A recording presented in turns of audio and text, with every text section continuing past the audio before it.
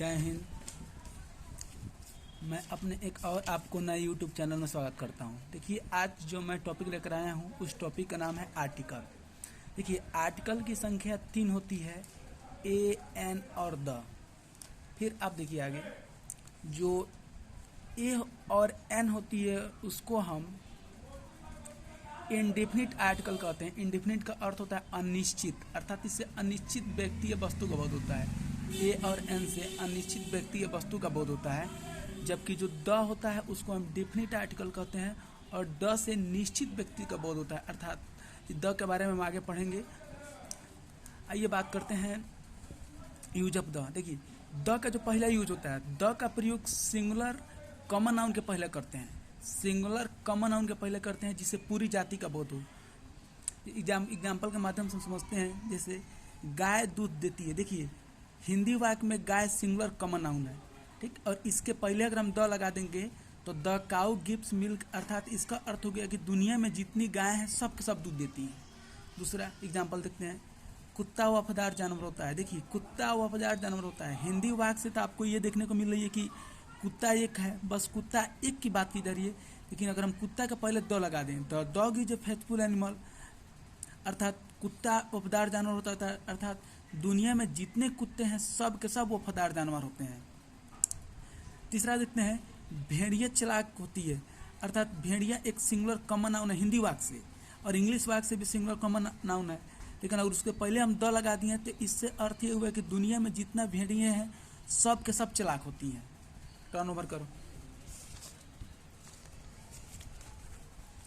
देखिए, rule number जो 2 है वह यह कहता है कि द का प्रयोग किसी खास व्यक्ति, जानवर, स्थान, वस्तु के पहले करते हैं जिससे हम पूर्व परिचित हैं या उसके बारे में हम पहले से ही जानते हैं।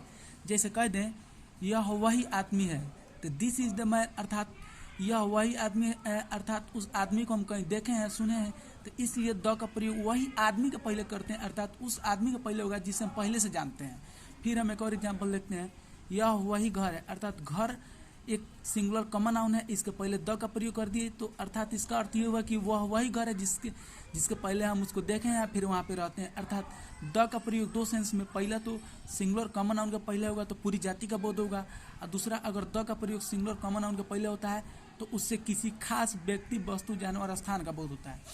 देखिए, कभी कभी नोट में देखिए, कभी कभी हमें यह स्पष्ट नहीं पता कि जब हम द का प्रयोग करते हैं तो द का प्रयोग सिंगुलर कॉमन नाउन के पहले जब हम द का प्रयोग करते हैं तो उससे खास व्यक्ति का बोध होता है कि पूरी जाति का बोध होता है। जैसे आई लव द कैट, मैं उस बिल्ली से प्रेम करता हूँ, तो यहाँ 2 सेंस सीखने की। पहले कि आई लव द कैट, अर्थात मैं किसी खास बिल्ली से प्रेम करता हूँ, और दूसरा आई लव द कैट, अर्थात मैं बिल्ली की पूरी जाति से प्रेम करता हूँ। तो कभी कभी ये कन्फ्यूजन आ जाती है।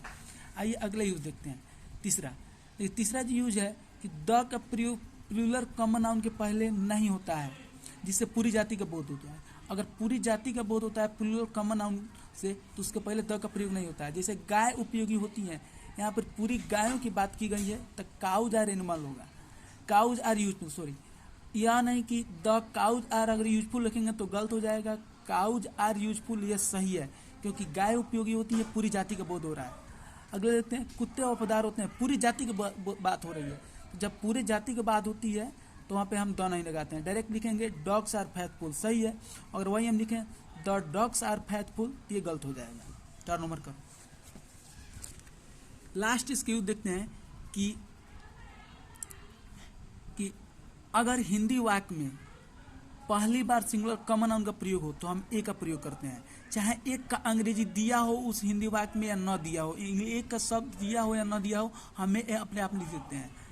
और वही कॉमन नाउन दूसरी या तीसरी बार जब आता है तो हम द का प्रयोग करते हैं। जैसे यह आम है, आम सिंगुलर कॉमन नाउन है और इसके आम के पहले एक शब्द आया हो न आया हो पहली बार तो हम ए लगा देंगे।